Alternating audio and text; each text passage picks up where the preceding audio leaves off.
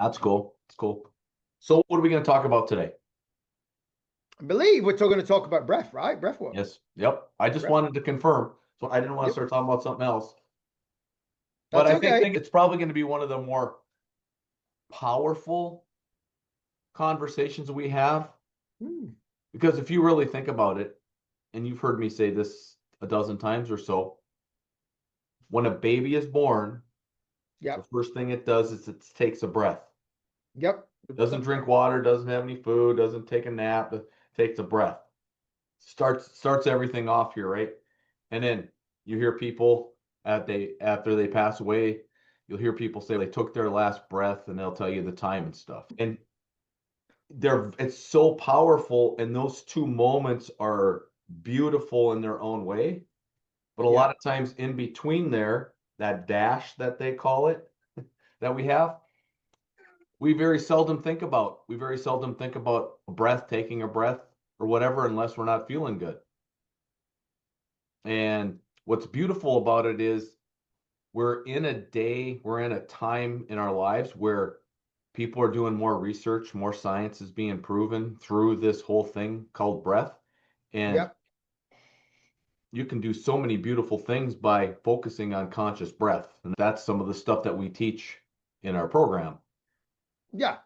And it's what my beautiful wife teaches for a living. Yeah.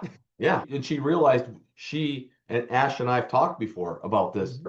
She went to her first breath work and she was a participant doing breath work, and she's, oh my gosh, what a huge change. What a Yep. huge change. And then she researched it and realized that's something that I'm drawn to doing, which I just think Yeah. is so cool. And you and we follow a lot of people. I followed in the last couple of years, I followed Gary Brecka, I follow Yep. Wim Hof, and I follow James Netzer. I read his book, Breathe. Yeah. That's what Yeah. really Yeah. got me interested in the breath I work. read that book. Yeah. And so there's a lot of great people out there, a lot of intelligent people studying the science and studying what's going on. Oh, we got to throw Wim Hof in there too. Oh, you said that. You Did did I say it actually say that. already? But yeah, you Okay. said that was That number was two. my You first said one. Okay. no, second one. Second. Okay. Whatever. It's all Jesus. right. I'm just listening. That's all. Gotta use these ears. The beginning. So tell me a little bit about like breath work, about those types of things that you've learned over the last couple of years. I think for me, there's something that just keeps coming through me right now. Only just dawned on me in this conversation. And isn't it ironic how over the years, people used to smoke and they used to use this thing called cigarettes and smoking or a pipe, and they used to say, "Oh, it calms me down." And I remember when I first went to Dallas and when I was with you in Dallas, I remember Captain Bill talking to somebody about it, about they were smoking, and Bill said, "Why do you smoke?" And the person said, "It calms me down." And then Bill said, "Well, do you know the reason why it calms you down?" And they were like, "No." And it's because all you're doing is you're taking a breath with the cigarette. And unfortunately, what you're doing is you're breathing toxins into your body, which actually doesn't calm you down. It actually harms your body. The thing that actually calms you down is the breath. So what he did, and Ash was, and I'll bring Ash into it at this comment. Ash was going through this transition period of wanting to be a breath coach. Now, this is 3 years ago. The breath, Ash was doing a lot with this, and I just studied him. I just watched and stepped back and studied what was going on with Bill and this other fire teamer, and I was like, "Holy moly, he's so right." And at that point in my life, if I'm honest with you, and you know this, I was in a transition period of on and off smoking, and I was using vaping at some points. We had many conversations about You me did vaping. what? You were a smoker? I was a smoker. I was a smoker. I never seen you smoke. You didn't see me smoke, and I don't think you even seen me vape, did you? No, you were hiding it from me one time. I did catch you one time, but Yeah, I never said anything. I know. I know when you catch me about things, but it just made me start realizing and looking at this whole concept of why we were calming down when we were having a cigarette, and actually it was nothing to do with the cigarette because at times it was There was times I didn't feel calm because I was getting a nicotine rush. So I was like agitated. So that's when I started really looking at what my beautiful, amazing wife was doing, which was becoming a breath coach. And then I started learning and I listened to the book Breath that she recommended to me. And that book really changed my life along with my beautiful wife. When Like, it comes to when it comes to oxygen and yeah, breathing and it, stuff. it was phenomenal. And I remember listening to it, and I listened to it in Spain, and I was like, okay, let's do this non-mouth breathing. And one of the big things that I learned about this is mouth breathing is one of the worst things you can do. But a lot of people do this when they breathe. And it doesn't calm you down. So I learned from Ash and the book about not mouth breathing, breathing through the nose, out Yeah, through the mouth. All yeah. everything's coming through the nose, the oxygen, the oxidization that you get in, breathing through the nose, what it reacts to your nose. And I can't remember all the ins and outs, if I'm honest with you. It just blew my mind to really start thinking about my breath. Yes, yeah. And it's as simple as this. The nose was designed to breathe and the mouth was designed to eat, right? And Makes sense? what over the generations, where we've come to, and that's what you get out of James Netzer's book, Breathe, Yeah, is he goes into detail. And let's back up and just share just a little bit about him. He's a journalist, yeah, and he he was sent is. over to Greece to go in. It was an annual thing where people of all ages and sizes and stuff would come in because they practiced like deep breathing or deep diving, but Yeah, they had to be able to hold their breath. And when I read that book, he said when he went over there for the first time, he really didn't know anything about this. When he left watching those competitions, he realized that there are people that can hold their breath for over 10 minutes, yeah, probably even a lot longer. I don't want to over exaggerate, but it's over 10 minutes they can do this. This is being underneath the water and going down deep. So they have to be yeah, really educated about that because there's a lot of education that has to go when you go underneath the water. But it blew him away so much that all of his time and research, and he's become known as an expert in breath work and mhm. research around that. And so he's done a lot of research. He's even used his own body to do research on nose breathing and mouth breathing. And Big if you time. ever get a chance, read the book. But it's unbelievable. But it changed, like you just said, that book changed me and my life on how I become conscious of my breathing. And that's the thing that comes to it, and we say this a lot, right? Between us, we say it a lot. We say it a lot in the program is it's all about awareness. And it's that book and my beautiful, amazing wife that triggered me to be really aware of my breath and how I'm breathing. Prime example, when I go to sleep, am I mouth breathing? And if I feel myself mouth breathing, it's okay, why? It might be because I've had a dream or something. And then I go, okay, let's go back to sleep. So I can put myself back into a sleep comatosis by breathing and go back to sleep with a breathing technique. That's a big word there that I have no idea what you're talking about, but sounds good. And I hope I've got the wording right, to be brutally honest. Well, when we Well, go, somebody listening to this can put a comment on the bottom going, yeah, I was close, but this is the word.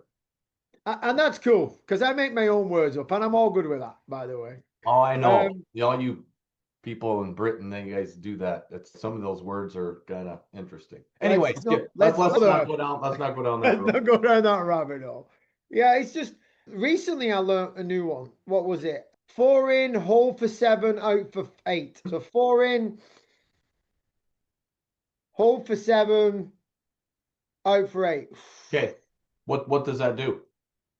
So that just starts resetting your whole nervous system. Okay, And it really starts to calm you down. And I learned that from a sleep doctor, Dr. Bruce, who's a sleep doctor. And then okay, when I went and spoke to Ash, she was like, oh, yeah, we use that in breath work all the time to start getting you into a meditative state. mm-hmm. Because it starts for you, because it's more challenging to hold for 7 and then out for 8, and then your breath becomes more consistent with doing that. Yeah. Do you And know it the takes, science? Do you know the science behind it? nope, not got a Okay. clue. So just to share, numbers are just for us to follow. Hmm. All right. So it's a great breath work because everybody can do it. Yep. The big numbers are the first one and the last one. If you're ever under stress, and that's what 70% of Americans go to the doctor because they're under stress. Yep. The doctor goes, "What are you here for?" And you're like, I got anxiety, I got stress, I got something going on. So it's an epidemic of stress, and that's not good for the system. So what it does scientifically, and this is what the body will do and has to do, is if you breathe out longer than you breathed in, you are Hmm. releasing carbon dioxide from your body, and carbon dioxide causes the stress. So you're Yep. releasing the stress Right. from the body. So the number 4 and then hold for 7 and breathe out for 8. If we just talk about 4 and 8 here for a second, you breathe Hmm. in for whole 4 and then you breathe out for 8. You just Yep. breathe more oxygen or more of a Carbon substance, the monoxide. oxygen out than you Yep. did in. And so Hmm. it has to release some of the carbon dioxide from the body. It's releasing it. Yep. And so just that's James Netzer shares that in his book. I just wanted to tie it all together because it's a beautiful Yeah. breath. There's so many great breaths. There are, if people don't understand this, if they're just watching this and this is the first time they're hearing about like breath work, I will tell you there's certain breath work out there that's been going on for thousands of years. They're just putting different Yep. names to it to the day. They might go back and put the old names in. You can, I have done this personally. I have laid down on the ground on a yoga mat and did a breath work for 20 to 30 minutes. And I am just breathing and I am laying in a puddle of my sweat. It's Yep. so powerful. No, it is. It's just so powerful. One thing that I do want to have a conversation about, and this has to do with, I'm going to say, because you and I are two males, is we all talk about our bodies and what we want them to look like. We want to have that six pack abs. We want to have those types of things, right? Which is a Which is good, cool. it's a good goal, right? Yeah. That means you worked hard at getting to that. But when it comes to breath work, the real breath work comes from, we're going to go back to talking about the nose and the mouth in a little bit. Yeah.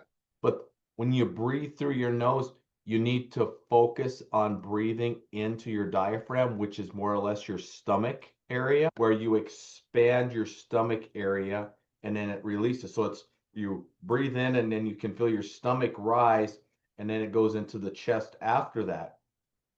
So many of us guys, and I was definitely this like in my 20s, 30s, 40s, I wanted to suck my stomach in as much as I Yeah. possibly could. So if we're conscious True. holding that stomach in, gotta hold it in. Yeah. How much are we really breathing? Really? Not at all. Not at Yeah, at all. all. Not at No. all. No, So no, we're no. trying to hold it in and look good and all that fun stuff where we should really have the courage and the love for our bodies to say, wait a minute, my body was designed to fill up my diaphragm and then my lungs, and then I breathe out. So that would be you would have a little bit of a stomach sticking out. It's not that Yep. you don't have the muscles, that your core is not strong. It's just that you're using the body for what it was made for. Because Hmm. if like, there's a whole bunch of cool stories out there, and one of them is that there's a really cool pictures and a movie out there with Hugh Jackman. Hugh Jackman. Yeah. Yep. And when he was in some of his movies, he would have to go days without drinking water to get dehydrated. So when they would do a scene without his shirt on, the veins were popping out of his arms, on his chest, and everywhere else. And as soon as they got done with that scenes, when he was done with that, he immediately went back and got hydrated, got IVs and stuff. And then here are men like us seeing that going, I want to look like that. Yeah. He looked like that for a couple hours while he's filming it, and then he went back to going back to being human and being able to be hydrated again. Yep. So we got to really look and be really smart when it comes to our breath. And the body and the way we look as well. It's funny because when we're talking about that,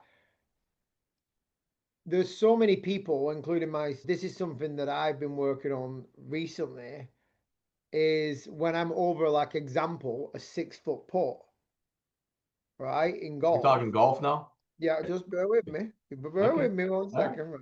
You're getting excited. It all relates to it.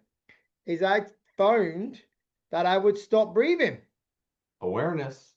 I would stop breathing. So now when I do it, I focus on just being calm and collective and breathing like, or Very cool. whichever way it is. Yep. Because I found that I was holding my breath. I was like, and then I'd hit the putt and be like, oh. And I was like, oh, okay. Oh.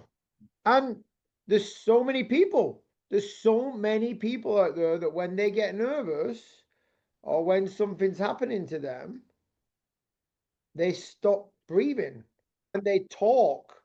When you get somebody that rapid fires and they're talking super fast, they stop breathing. Yeah, they can hyperventilate. Mhm. You can literally feel it and see it. And then the other thing that's really ironic, because understandably, if people out there don't know, one of the things that I do as well is I'm a professional skydiver and I've been skydiving for 19 years. And I get to teach Well, people how to they skydive. do now. They do now. And you've done a skydive with your family over at Skydive Arizona. And Yeah, been I'm a up, professional now too. Yep. Yep. you've done one. That's cool. And we'll get you doing some more. Don't worry about it. Is the biggest question as a tandem person doing it for the first ever time is, how do I breathe? And I'm like, dead simple. They're like, oh, and I'm like, how do you breathe on the ground? They're like, I'm like, cool, do that in the sky and you'll be good. And they're like, really? And I'm like, yeah, whatever, you don't hold your breath. Because it's going to be 60 minutes of 60 seconds, sorry, of free fall. And normally what'll happen is you'll do this. And then you'll go, and as you go, the wind will hit the back of your throat and then you can't breathe. Yeah. And then you go, Yeah, the cool part is when I jumped with the gentleman that I was tandeming with, he yeah, was amazing. He talked to me the whole time we were going. He yeah, talked to me, so I had to talk back with him. So he'd ask me questions, so we were talking. So if you're talking, you're breathing, and then it was like one of the coolest experiences of my life. There's three to me. There's three different things when it comes to breath. Is I knew I was going to do it, and I would just say I was not scared. I was just a little nervous because I started I to get tell that. myself the story. Remember the story you tell is the truth that you know? Yes. When I was there and we are getting in the plane, I focused on my breath, Yeah, but I was really aware of the people that were the four people that were helping the Lobex tandem yeah. on the way down. And I watched them. And they were joking around. They were talking about different things. They were talking about afterwards and what they're going to be doing and stuff. And the gentleman that Zach jumped with had 50,000 jumps. And I'm like, oh, he's a professional. And no, this is my part-time thing. I'm a professional photographer. And I'm like, wow, where do you get the time? I found out that they can do 12 jumps a day. Hey And you there, do yeah. that week after week, you're gonna get up in that thousands of Yeah. jumps. But I realized these guys do this every single day.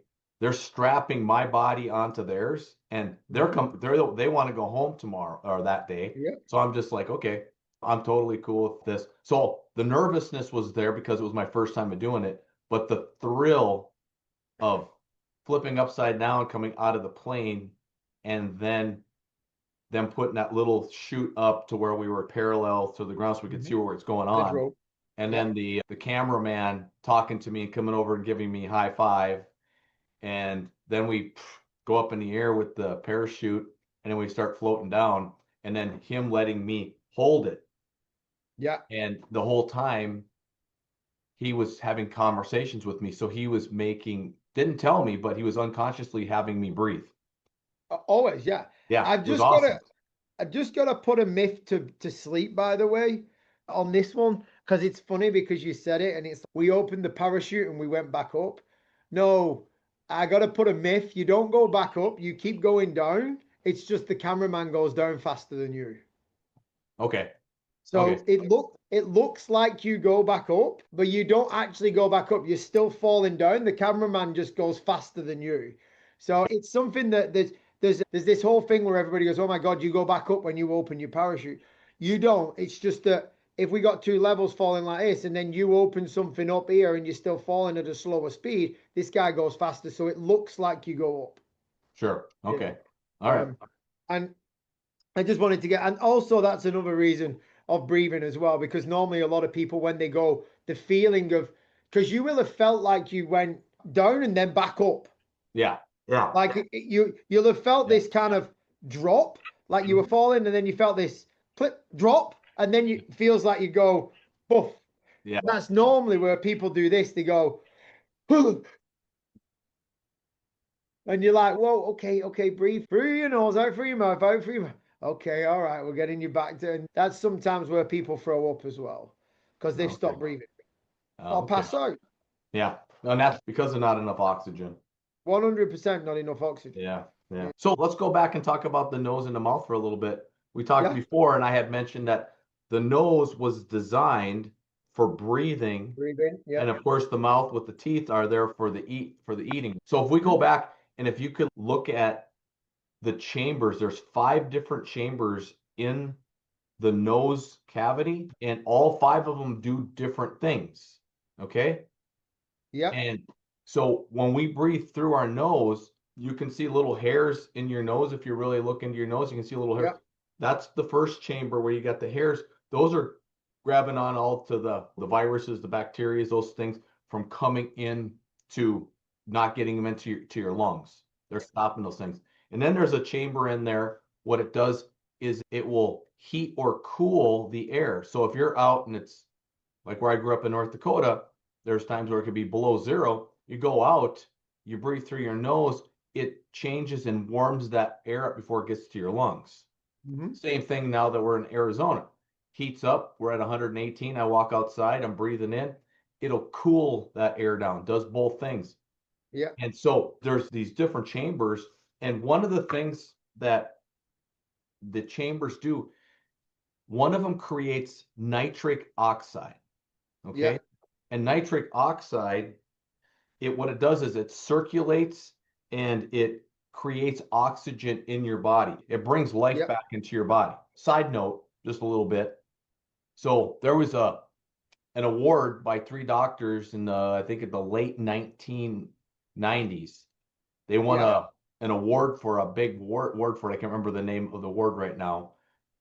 But anyway, when they won this award, they realized that nitric oxide brings life back into the body. So the drug companies, like, they jumped on board and they said, where can we use this? And years later, they created one of the #1 selling drugs for men. That's a little blue pill that helps life come back into certain places into our body. And it's nitric oxide. That's what it does. So nitric oxide is great. The cool thing is that's what keeps us young and keeps us alive. We start to, as we get older, we have less and less nitric oxide. So here's a really cool tip. If you want more life, if you want to bring more oxygen, more life into your body, studies have shown, and you can do research on this, that when you hum, you put 15 times more nitric oxide into your body while you're humming. Nice. So if you're driving down the road and you're all by yourself and you're just humming, all you have to do is just hum. The vibration wakes up the nitric oxide in that chamber in your nose and puts more of that life into your body. Nice. It's really kind of cool. That's about really free. That's about as free as you can get there. That's true. And if people didn't hear that, it was Viagra, the pill that they made. If you didn't I thought you said it. I did. I just didn't. I don't know if people heard it. Okay. On another side note to that, I learned something from my beautiful, amazing wife the other day. Is that do you know that both of her nostrils are never clear at the same time. Say more. I know this. You go more. I'll tell more. So I didn't know that. A prime example, I did this before. Right? So by my left side being clear, it means my left side of my brain is switched on more than my right side. And if I want to switch them over, I can switch them over by just blowing one more than the other and then switching it to my right side. But I never knew until she taught me, or she was explaining it to me, should I say, about that both sides of your nose are never switched on at the same time. And I was like, wow, that's fascinating. But I'm going to ask you a question. Does it switch during the day from right to left without you knowing about it? Yeah, because it switches during the time of day, depending on what you're doing. Like right now, I remembered it because we're talking about it and you brought the nose up and I was like, cool. My right nostril, as I focus on it and become aware of it, my right's opened up. So is mine, as I'm focusing on it. And whoever's listening to this, if you're just listening to this, just focus and just as you're breathing in, just go, where's the air going into? And you'll be able to feel it. Yeah. And it's crazy because when I was thinking about it before, I was like, oh, and because I was thinking that was my left side of my brain, my left nostril was open. But then when we were talking about it now, and you're like, let me ask you a question, is your right side of the nostril open more? It is, because I'm now on the right side of my brain and it's just about being here and now. And we're just having a conversation where I'm not thinking as much as when I was before. And it's ironic how we switch throughout the day depending on what we do, depends on what side of the brain we use, and it also gives us an identity of what side of the brain we're using with our nose from the way we're breathing.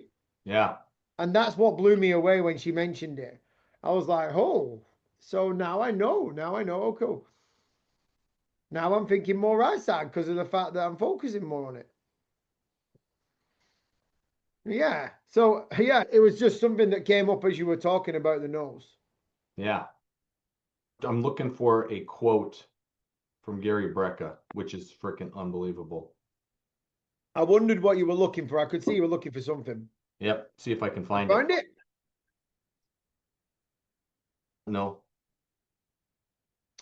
Okay, if we find it, we can put it in the Yeah, I will do that. Comments if we find it. Yeah, he says the absence of oxygen is disease, or vice versa. I know which one you're on about. Yeah, you're right. You're not butchering it, by the way. You're not butchering it at all. Okay. I remember he says it on stage. He's on stage in front of a lot of people, and yeah, you're not butchering it. He does say something to the effect of the. Okay, here it is. Here it is. There you go. The absence of oxygen is the absence of life. That was it. That's it. Yeah. Yeah. There it is. And which it's is so powerful. True. So let's talk about that little quote that Gary talks about. Okay. The absence of oxygen is the absence of life. Okay. If that's true, if that's a fact, not everyone, just people that breathe, that have hearts and they're in a body right now, they should take a small amount of time every single day and focus on their breath. Do some breath work. There should be people that they work with, like Ash. They call up Ash and go, hey, Ash, teach me these breath exercises that I can. Now, let's talk about this just for a second, too. We can go down a rabbit hole here. Breath work can wake you up, and breath work can calm you down to go to sleep. Big time. Which most people, we're just talking about bringing oxygen and life into the body. But what if you are under stress? What if you are under tension? What if you have a lot of anxiety in your life and it's 10 o'clock at night and you want to go to sleep and your brain's just wide open? I'd call Ash up and go, Ash, can you give me some exercises, some breath work to help me relax myself? And she's got a handful of them in her toolbox to help share that. Yep. For the sleep one, definitely, we'll touch on that because I learned this recently, is the 4-7-8, which we talked about before. Yeah. That has been now scientifically proven to actually help you go to sleep. From the sleep doctors, from Matthew Walker did a study, and also Dr. Bruce did a study on it as well, where Harvard and Stanford, I believe, did these studies, it may be in another university as well. They did these multiple studies on it, and they said the reason it makes you go to sleep is two factors. Two factors. First one is you're calming your body down and you're getting rid of more carbon dioxide, like you said before, right? And the second reason is you're not focused on what you're thinking about because you're focused on the numbers. Oh, So you're yes. focused on counting, like Counting instead of going, one, how come I'm two, not falling three, asleep? 4, 5, 6, 7, 8, 9, 10, 11, 12, out and so on. And they found that it was two factors why it made you fall asleep. One was because you were getting rid of a lot of carbon monoxide and you were calming yourself down. And then the other one is because you stopped thinking about not wanting to go to pig in sleep. And you were so focused on counting the numbers with the breath. Now, I'm going to just touch on this because it's pretty important. That doesn't mean that you can just go to sleep and start pretending to count sheep, because that doesn't work. Because you're now focusing on the sheep and not the breath. Because he brought that up as well. It was very important. I would say that is because it's very important that they both go together. The breath and the numbers really work together. Yeah. So yeah, that's something that I've been utilizing recently because I've been waking up and thinking, okay, let's get back to sleep. So I've been utilizing that, and yeah, going and getting somebody, spending, like you say, setting aside 5 minutes a day or 10 minutes a day, doesn't matter where you are, to do that is awesome. And then also humming in the car is another one, Yeah, right? that's as we would call net time, no extra Yeah. time. You're driving anyway. And then just learning, and it is a learning tool, learning to breathe through your nose consciously. Really learning to breathe through your nose consciously is something that we have stopped doing. And I know in the book, Breathe, our jaws have got bigger over time in evolution because of the fact that we started to mouth breathe, whereas The, our jaws were never that big. they've gotten smaller. Smaller, sorry. Smaller. Other They've way around, gotten sorry. smaller. Yeah, no Smaller. worries, no worries. They've Sorry. gotten smaller. Yeah. That's Yeah, why smaller. if you go back 300-400 years and you realize when they became aware of sugar, they started putting sugar into things. What it did is it softened it up. Back in the day when we'd get a piece of steak or something to eat, we'd have to chew and chew and chew, and we would strengthen our jaws, and we kept our mouths were wider.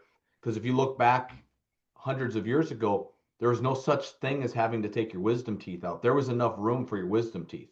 There was no Yeah, braces back then because our teeth were fine. If you look at yeah, every other mammal out there, their teeth are fine, they're absolutely good. fine. And here we Yeah. are where we've gotten it where everything's so soft, you want it very soft. That's another podcast when we talk about we were never put on this planet to be comfortable. We have such comfort. No. I use this example today in the United States. I can only speak for ourselves, but in the United States, we have this little thing. I think it's a cell phone. That's a computer, right? And from there, if I'm sitting on my couch and I feel cold or warm, I can push a button on there and turn the thermostat down or turn the thermostat up if I choose to, if we have the right thermostat. If I'm hungry, I can order DoorDash and have food delivered. I do have to get my butt off the couch to walk to the front door, but then I can go back and sit down and eat it.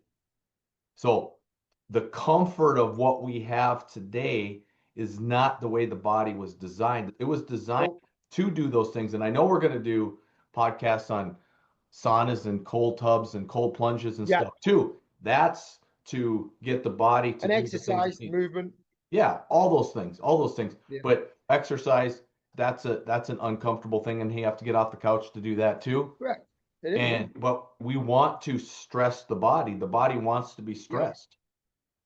100%. You're so right. And we've got so many more things we can talk about because that was going down a rabbit hole where I wanted to talk about food and the food that we're putting into our bodies. Example, like how convenient it is to get food these days. And I'm not going to open that can of worms. I'm going to leave that to the next one of our next podcasts. Sure, And I sure. think We've had a again. I love our conversations. Absolutely love them. And in the future, very shortly in the future, we're going to be getting to sit instead of across from a computer together. We're going to get to sit across on a table together, and I'm super stoked for that. Oh yeah, we were just talking about that, about creating a space for those types of things where we can do our podcast and we're gonna have guests on. We're gonna do a lot of Yeah, different things. It's gonna be awesome. It's gonna be totally yeah, awesome. Yeah. and So yeah, those are coming down the pipe. This is just the beginning. yeah, and it's been a great conversation. So let's do it till next time, eh? Next week. All right, awesome. Thanks so much for your time. For everybody that's watching, and Peter, thank you for your time. And what I just want to share with you is first, I want to say thank you for your time. Thank you for spending time with us. And Yep, our whole mission is we are your wake up call to get healthy once and for all. And we'll see you yep. next week. See you next week.